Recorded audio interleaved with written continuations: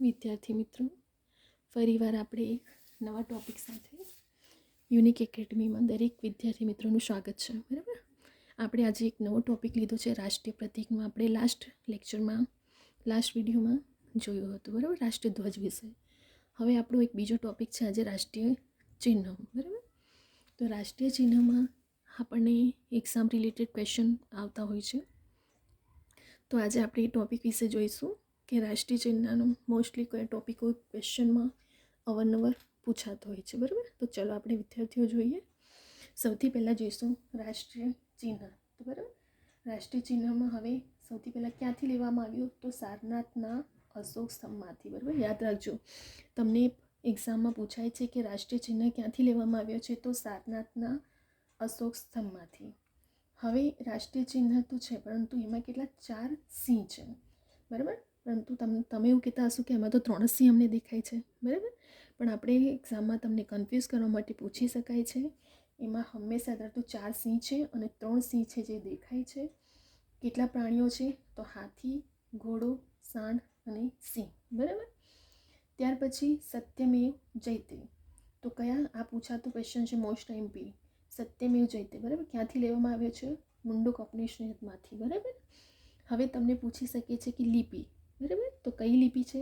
દેવનાગરી. કઈ લિપિમાંથી લેવામાં આવ્યો છે? દેવનાગરીમાંથી. હવે આ જો એક ક્વેશ્ચન આવતો હોય છે જે કન્ફ્યુઝન ડેટમાં કરવામાં આવે છે કે યરમાં કરવામાં આવે છે, તે છે રાષ્ટ્રીય ચિહ્ન ક્યારે સ્વીકાર કરવામાં આવ્યો? તો 26 જાન્યુઆરી 1950. બરાબર, યાદ રાખજો. તમને યાદ રાખવા માટે શોર્ટમાં યાદ રાખજો કે જાન્યુઆરી મંથના સ્ટાર્ટિંગમાં 26મી જાન્યુઆરી 1950માં રાષ્ટ્રીય ચિહ્નનો સ્વીકાર કરવામાં આવ્યો. બરાબર, હવે શોર્ટમાં ક્યાંથી લેવામાં આવ્યો?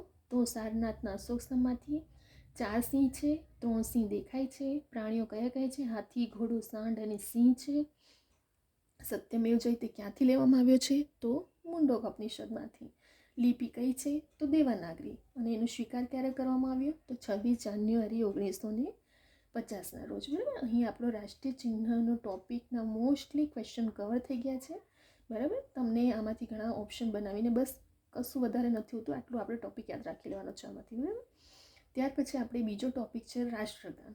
બરાબર, હવે તમે એટલું યાદ રાખજો કે બંધારણના ક્વેશ્ચનમાં જો તમને સ્ટાર્ટિંગના ટોપિક મોસ્ટ આઈએમપી જે છે કે એનું બંધારણ કઈ રીતે બન્યું, એના પ્રતીકો કયા છે, એને ચિહ્ન કેટલા, એ ટોપિક વિશે તો ઘડે વારંવાર પૂછાતા ક્વેશ્ચનો છે. બરાબર, તો આપણે હંમેશા યાદ રાખવાનું છે, આપણે માર્ક્સની સ્કીપ નથી કરવાનું, આપણે બેઠા માર્ક્સ લેવાના છે. બરાબર, હવે આપણે જોઈશું બીજો ટોપિક છે રાષ્ટ્રગાન વિશે. બરાબર, પણ એટલું યાદ રાખજો વિદ્યાર્થી મિત્રો કે એક્ઝામમાં તમને રાષ્ટ્રગાન અને રાષ્ટ્રીય ગીત, બરાબર, એ બધા ટોપિક વચ્ચે શું કરવામાં આવે છે? કન્ફ્યુઝ કરવામાં આવે છે. વિદ્યાર્થીઓ ઘણી શું વખત થઈ જાય છે કે સ્પીડમાં ને શું રાષ્ટ્રગાન એટલે જનગણમન અને રાષ્ટ્રીય ગીત પૂછે તો પણ જનગણમન કરીને આવતા હોય છે. બરાબર, પણ હંમેશા યાદ રાખજો કે રાષ્ટ્રગાન કે તો જનગણમન આવે અને રાષ્ટ્રીય ગીત કે તો પછી આપણે અહીં ચેન્જ થઈ જશે. બરાબર, રાષ્ટ્રગાન માટે જનગણમન કોના દ્વારા લખવામાં આવ્યું? તો રવિન્દ્રનાથ ટાગોર દ્વારા. બરાબર, તેમાં કેટલા પદો છે? 5 પદ છે અને અવધિ કેટલી છે? 52 સેકન્ડમાં. બરાબર, તમને પૂછાય છે કે કેટલા સેકન્ડમાં રાષ્ટ્રગાન ગાવામાં આવે છે? તો 52 સેકન્ડમાં. પ્રથમ અને છેલ્લી આ પૂછાતો ક્વેશ્ચન છે અને પૂછાયો પણ છે આ ક્વેશ્ચન કે પ્રથમ અને છેલ્લી પંક્તિ 20 સેકન્ડમાં. બરાબર, આ તમને ટાઈમ પૂછાશે અને પૂછાય જ છે કે રાષ્ટ્રગાનની પ્રથમ અને છેલ્લી પંક્તિ કેટલા સેકન્ડમાં ગવાવું જોઈએ? બરાબર, તો કેટલા સેકન્ડમાં? 20 સેકન્ડમાં. ટોટલ 52 સેકન્ડ છે, પ્રથમ અને છેલ્લી માટે 20 સેકન્ડ છે. ત્યાર પછી રાષ્ટ્રગાનનો સ્વીકાર ક્યારે કરવામાં આવ્યો? તો 24 જાન્યુઆરી 1950. જો સેમ છે ડેટ બંનેની, પરંતુ આ 26નું છે અને આ 24 તારીખ છે. રાષ્ટ્રગાન પહેલાં 24 તારીખે અને રાષ્ટ્રીય ચિહ્ન 26મી જાન્યુઆરી. બરાબર, તો 24 જાન્યુઆરીએ રાષ્ટ્રગાનનો સ્વીકાર કરવામાં આવ્યો. હવે સૌપ્રથમ 1911માં કયા અધિવેશનમાં? કલકત્તા ખાતે 27મું અધિવેશનમાં. રાષ્ટ્રગાનને ક્યારે કરવામાં આવ્યું? સૌપ્રથમ કલકત્તા 1911માં 27મા અધિવેશનમાં ગાવામાં આવ્યો અને પ્રથમ પદ તરીકે રાષ્ટ્રગાન તરીકે ગવાય છે. બરાબર, એટલે તમે આટલું ટોપિક કરી લેશો તો તમને બેઠા કેટલા બધા માર્ક્સ પણ પ્રિલિમમાં, રિટર્નમાં, બંને એક્ઝામમાં તમને આ કામ લાગશે અને તમે આવી રીતે વ્યવસ્થિત રીતે પોઈન્ટ ટુ પોઈન્ટ મેઇન બધા પોઈન્ટ આમાં કવર થઈ ગયા છે. બરાબર, રાષ્ટ્રગાન ફરી એકવાર જોઈ લઈએ.